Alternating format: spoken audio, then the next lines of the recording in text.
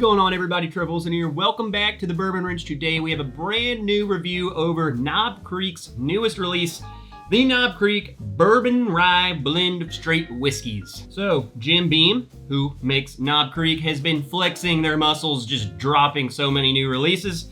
This is one of the newest ones out of Knob Creek. This is a 30% blend of their 9-year-old bourbon, and then the rest of it is a 70% blend of their 7-year-old rye, which I believe is just the stuff they already have on the shelf and they blended it together for you.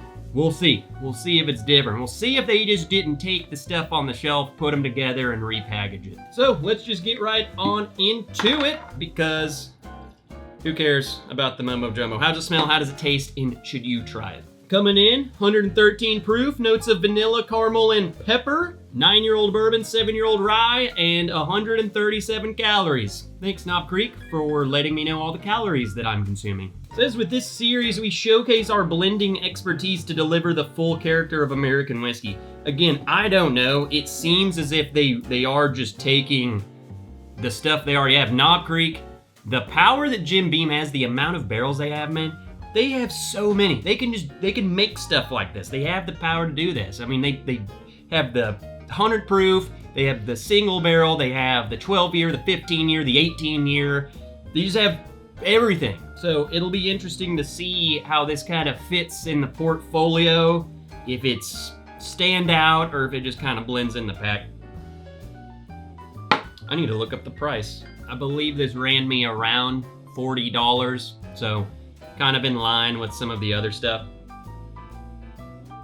On the nose is very nice. I will say I opened this up on my last live stream. I wanted to get some air into it. I wanted to judge it accurately. I wanted to judge it fairly. I will say the nose has kind of evolved a little bit in the past couple of days, just kind of letting some air mingle to it. It's really bringing out those caramelly notes from the bourbon, but spicy. Like, you could definitely get the rye spice in there. It just does remind me of a spicy bourbon. Okay, their rye is already a bourbon drinker's rye, a low rye. So, blending it with bourbon, I feel like it's just gonna make it even more bourbon lover friendly of a thing, And it is. It's like a very peppery. I'm not getting like over the top Jim Beam, Knob Creek nuttiness, but it is there. It's like a vanilla caramel peanut with extra spice in it. Okay, that's what I'm getting. Nothing too crazy, nothing too fancy. It smells pretty good, so let's try it. Here's the thing. It's kind of just like it was the first time I tried it. That's why I was like, let's let it open up then, because I don't know. I don't love it. I don't hate it. That's just kind of there. Let me just get in some notes and I'll tell you what I think about it. I feel like the sum of the parts aren't better than the parts themselves. Is that how you say that saying? This is not better than the rye or the bourbon that went into it. Like, I would rather have the bourbon or the rye on their own. I think the problem is I smelled it and the nose is really good. You're like, dang, okay, peppery, all that. And then it just seems muted, kind of one-dimensional. Like, I'm getting some of the nuttiness. Again, it's like, if anything, I'm getting less age and I'm getting less of that refined Knob Creek. Like, if you just take a regular Knob Creek 9 and I get tons of the peanut, but I'm getting that charry, burnt barrel. I just love that note that I get on that bottle. And it's like, that's gone. All that's really left me is a little bit of peanut and then pepper. Like a lot of black pepper, spice. So it's like a spicy peanut.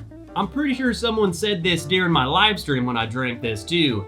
The Boston baked beans, that freaking candy that your grandma has, it's like that with pepper on it. I mean, I don't know. Like, I just keep going back to it. I don't hate this. I mean, it's gonna sound like I'm just mad about this, but it's like, I don't know. I feel like it just kind of is there. It's like, if I just bought a Knob Creek 9 in the rye, couldn't I just do this myself, you know? Let me cool down a little bit. I don't want to be too negative about this because it's not bad. It does not taste gross. It reminds me a lot more of like a old granddad or something. You know, this is what, 113 proof. An old granddad 114 is what, 114?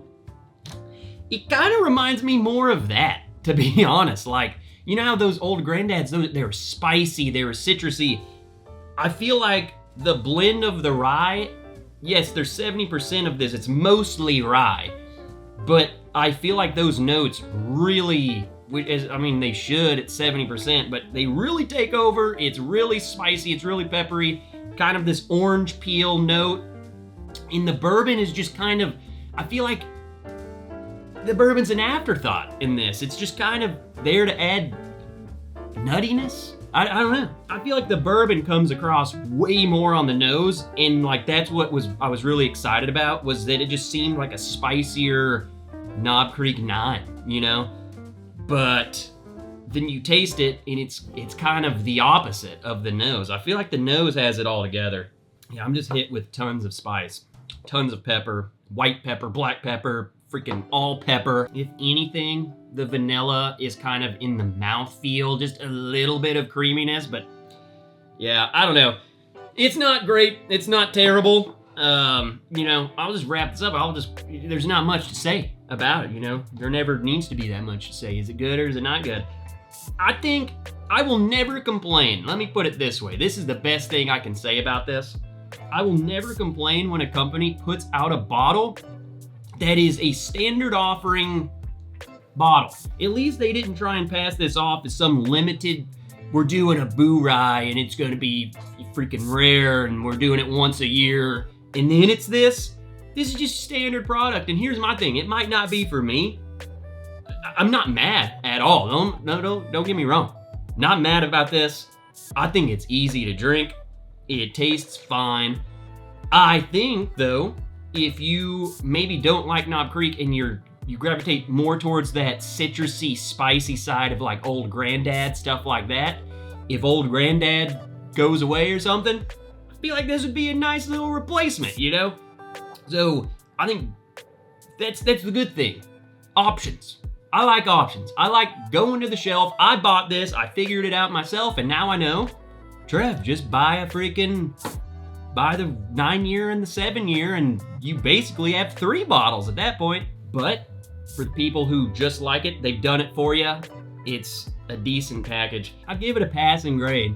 You know, this isn't like an A or a B, maybe low B, 80, 79, 77, just kind of good job, Johnny. Like, I'm glad you're here in the class. You're a pretty funny dude, but good luck in life. Yeah, that's really all I gotta say about it. You know, for the price and all that, it is what it is. I tried it, I formulated my own opinion, and I'm just saying, if you guys are on the fence and I said something, maybe you don't like all this spiciness. Maybe you don't want the black pepper. Maybe you don't like that. Maybe you don't like that old granddaddy citrusy thing.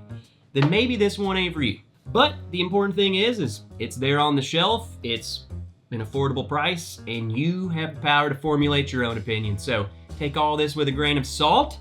Also, if you've tried this, go to the comment section, leave a comment, let people know what you think of it, if I was right, or tell people Trev's an idiot and that made no sense and it's a great bottle. All right, leave a like, subscribe, comment, all that stuff on your way out of here. Love you guys. This is another review. I'll see you guys in the next video. Bye.